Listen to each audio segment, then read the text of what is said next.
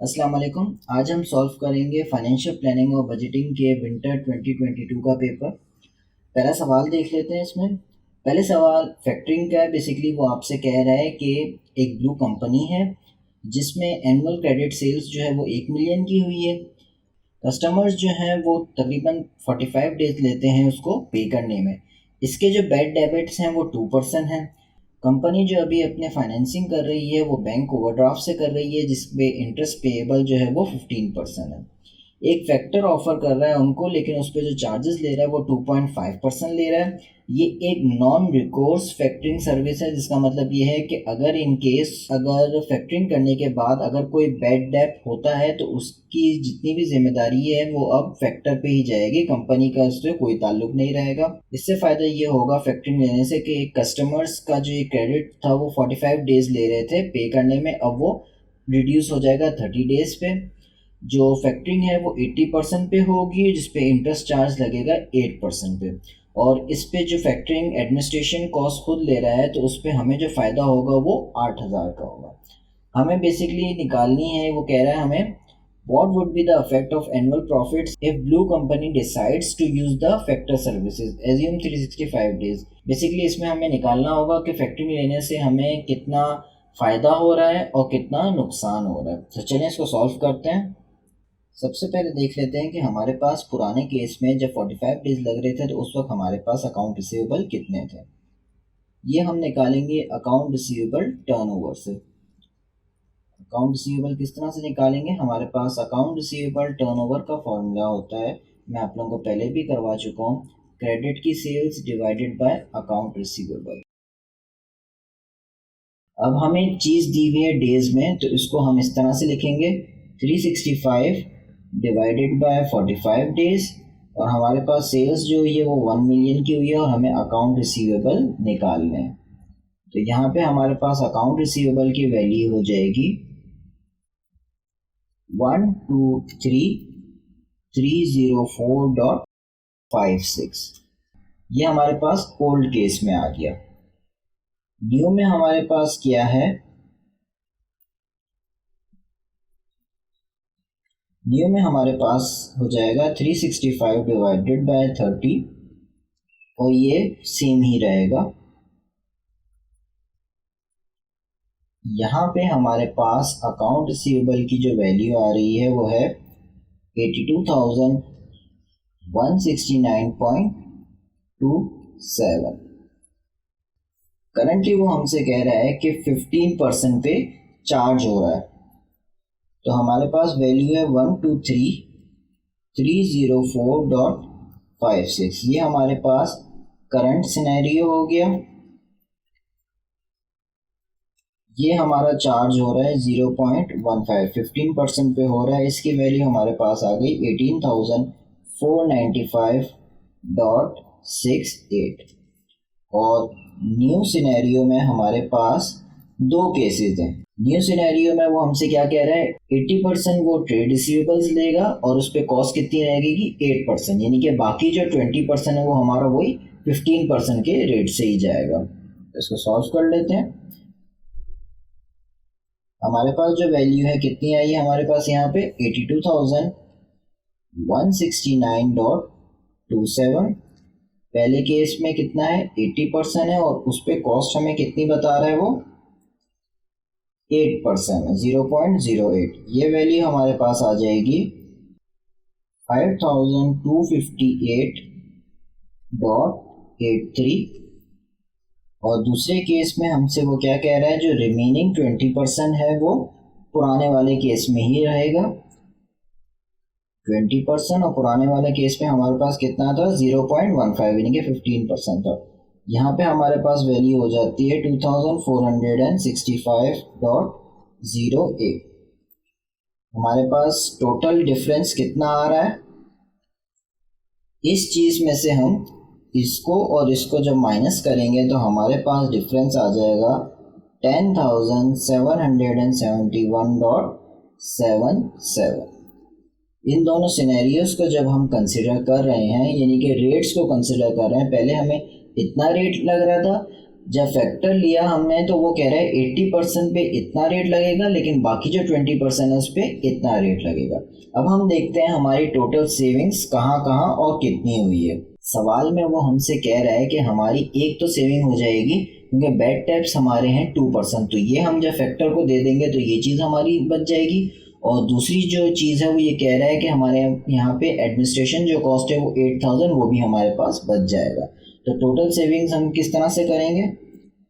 सबसे पहले हमारे पास बैड डेट की सेविंग होगी कितनी? 2% ऑफ क्रेडिट सेल्स, यानी कि 0.02 करेंगे तो ये हमारे पास इंटू 1 मिलियन जब हम करेंगे तो हमारे पास वैल्यू आ जाएगी 20,000 की, क्योंकि वहाँ पे 2% था बैड डेट्स। एडमिन के उससे हमारी कितनी सेविंग्स हो रही है? एडमिन के केस में उसने हमें डायरेक्ट वैल्यू दे दी है 8,000 की। तो टोटल हमारे पास कितनी सेविंग्स हुई है? एक 20,000 की, एक 8,000 की, और एक हमारे पास जो पीछे हुई थी वो उसकी क्या वैल्यू थी? 10,771.77। न्यू सिनेरियो की हमारे पास, न्यू सिनेरियो जब हम कर रहे हैं तो उसमें हमारे पास ये सेविंग आ रही है। इन तीनों चीज़ों को जब हम ऐड करेंगे तो टोटल सेविंग्स हमारे पास आ जाएंगी 38,771.77। ये हमारे पास टोटल सेविंग आ गई। अब देखते हैं हमारे पास टोटल कॉस्ट कितनी आ रही है।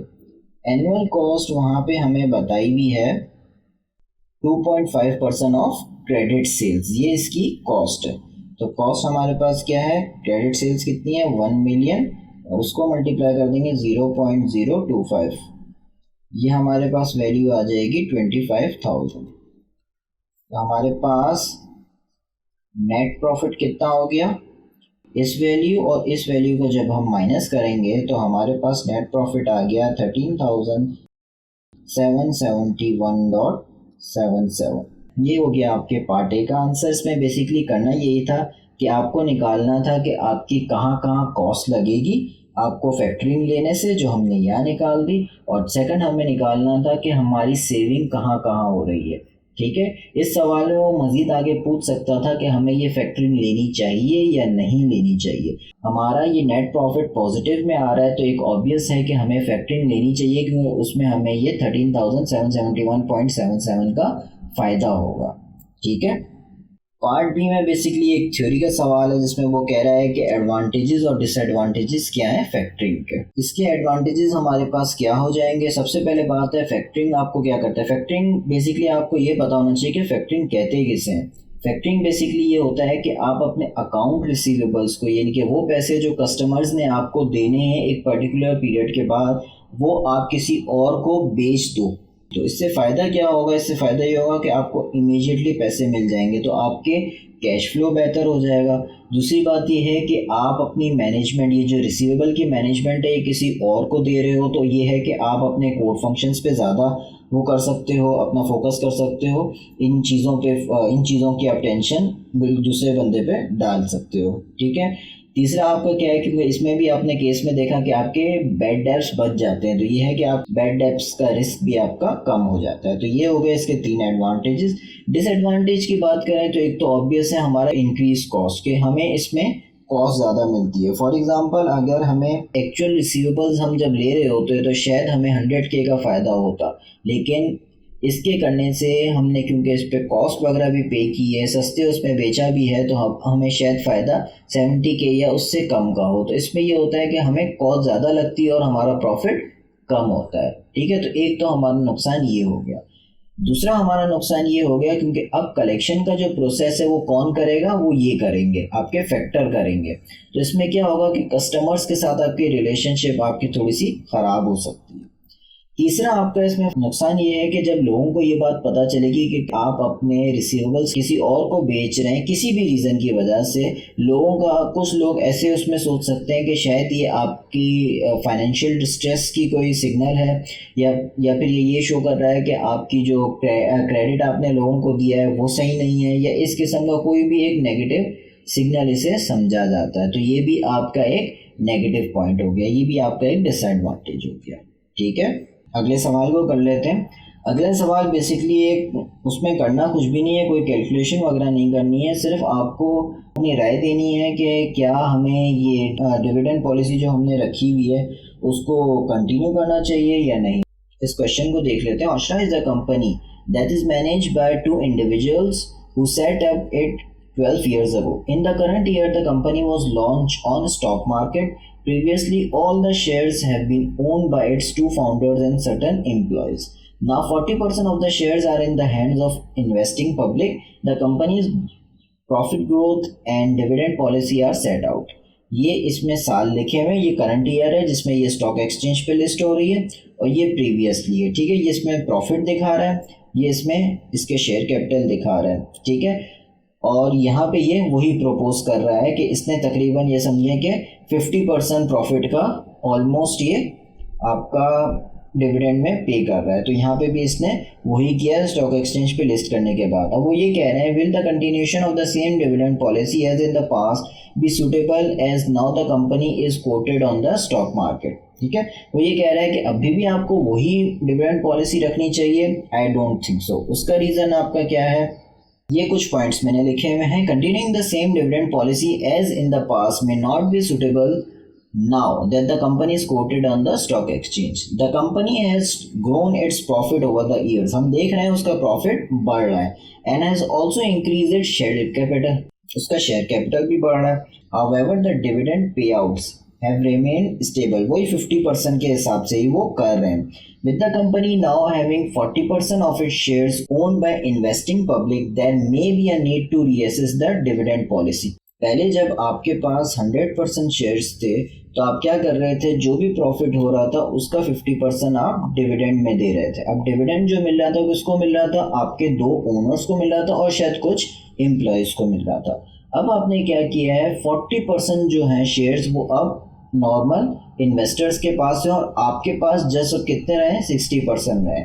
अब अभी भी क्या आपको वो 50% डिविडेंड देना चाहिए, जबकि वो डिविडेंड अब आपको टोटल नहीं मिलेगा, आप इन 3 लोगों को ही या इन जो भी लोग थे पहले इन लोगों को ही नहीं मिलेगा, बल्कि उसका 40% शेयर जो है वो आम इन्वेस्टर्स को मिलेगा। अब आपको ये चीज़ फॉलो नहीं करनी चाहिए। The company must align it's dividend policy with the market expectations. अब आपको मार्केट की एक्सपेक्टेशन देखनी है, आपको पता चलना चाहिए, आपको इंडस्ट्री का एवरेज देना चाहिए, देखना चाहिए कि बेसिकली आपकी इंडस्ट्री एवरेज कितना डिविडेंड दे रही है, मार्केट क्या एक्सपेक्ट कर रही है आपसे, और आपको ये भी देखना पड़ेगा आपका कंपनी का ग्रोथ क्या है, ठीक है। This could involve adjusting the dividend pay out ratio, ठीक है, taking into account the companies profitability. आपको अपनी कंपनीज का प्रॉफिट देखना पड़ेगा, रिटेन अर्निंग आपको देखना पड़ेगा, और आपको ये देखना पड़ेगा कि मार्केट में क्या चल रहा है, आपके इंडस्ट्री का एवरेज क्या चल रहा है। हो सकता है फॉर एग्जांपल आपकी इंडस्ट्री का एवरेज 15 to 20% चल रहा हो और आप तकरीबन 50% दे रहे हो, तो दिस विल बी रॉन्ग, ये आपके लिए गलत होगा। और मे बी आपको फ्यूचर में आपको रिटेन अर्निंग की ज़रूरत है ताकि आप अपने इसमें कंपनी में इन्वेस्ट कर सकें, तो आप उस सूरत में 50% डिविडेंड शायद ना पे करें। तो ये सब चीज़ों को आपको कंसिडर करना पड़ेगा ताकि आप लोगों को अट्रैक्ट कर सकें, आप अपने इन्वेस्टर्स को रिटेन कर सकें, और ये है कि आप खुद भी इस पर अच्छा प्रॉफिट कमा सकें, ठीक है। तो इसलिए ये चीज़ हम क्या करेंगे, इसलिए हम कहेंगे कि ये आपकी सूटेबल नहीं है, ठीक है। इसके बाद जो न्यूमेरिकल हमारा है वो क्वेश्चन नंबर 5 पे है, और क्वेश्चन नंबर 5 वही पुराना वाला है जो लास्ट ईयर भी आया था। इसमें बेसिकली आपको फॉर्मूले पता होने चाहिए, फॉर्मूले पता होंगे तो आप आराम से कर लेंगे। जैसे ये 3 जो है वो आपके करंट एसेट्स हो जाएंगे, करंट एसेट्स आपके यहाँ हो गए, करंट लायबिलिटीज यहाँ दिया हुआ है, तो आप करंट रेशियो निकाल सकते हो। क्विक रेशियो में आप इन्वेंट्रीज को हटा दोगे तो ये आपका क्विक रेशियो आपका आ जाएगा। वर्किंग कैपिटल में आपको करंट एसेट्स और करंट लायबिलिटीज चाहिए, करंट एसेट्स आप यहाँ से निकाल चुके हैं, करंट लायबिलिटीज ये है, इन दोनों को माइनस करेंगे तो वो आ जाएगा। और डेब्ट रेशियो में आपको टोटल एसेट्स की ज़रूरत पड़ेगी, तो इस केस में आप याद रखिएगा टोटल एसेट्स आप यहाँ से निकाल लीजिएगा, लायबिलिटीज और इक्विटी को जब आप ऐड करेंगे तो आपके पास टोटल एसेट्स आ जाएगा, ठीक है। तो उसको उसके फॉर्मूले में आप पुट करेंगे तो आपके पास सारी चीज़ें आ जाएंगी। तो ये आपके पास आसान सवाल है, आपको सिर्फ और सिर्फ फॉर्मूले याद होने चाहिए। ये हर साल सवालात आते रहते हैं, रिपीट होते रहते हैं ऑलमोस्ट। आपको मुख्तलिफ रेशियोज़ दे दिए जाते हैं और आपसे कहते हैं कि वो निकालें। तो ये आसान है, मेरे प्रीवियस लेक्चर्स में भी ये सॉल्व हुए हुए हैं। अगर आपको इसमें थोड़ी सी भी मुश्किल लगे तो काइंडली वो वीडियो लाजमी देख लीजिएगा, उसमें काफ़ी सारे ये क्वेश्चंस हुए हुए हैं। ठीक है, तो ये सवाल हमारा ख़त्म हुआ। इसमें मेरा ख्याल से कोई मुश्किल चीज़ तो नहीं थी, सिर्फ पहला सवाल था जो थोड़ा सा कॉन्सेप्शुअल था फैक्टरिंग का एक और सवाल मैं उसमें अपने पास उसमें करवा चुका हूँ। बेसिकली आपको पता होना चाहिए कि आप किस तरीके से कॉस्ट निकाल रहे हो, कौन कौन सी आपकी सेविंग्स आ रही है। उन दोनों को जैसे ही माइनस करेंगे तो आपके पास एक वैल्यू आ जाएगी, जिससे आपको पता चल जाएगा कि आपको फैक्टरिंग करना आपको फ़ायदेमंद है या उससे नुकसान होगा। तो होपफुली आप लोगों को ये लेक्चर क्लियर हो गया होगा। फिर मिलेंगे अगले लेक्चर में। अल्लाह हाफ़िज़।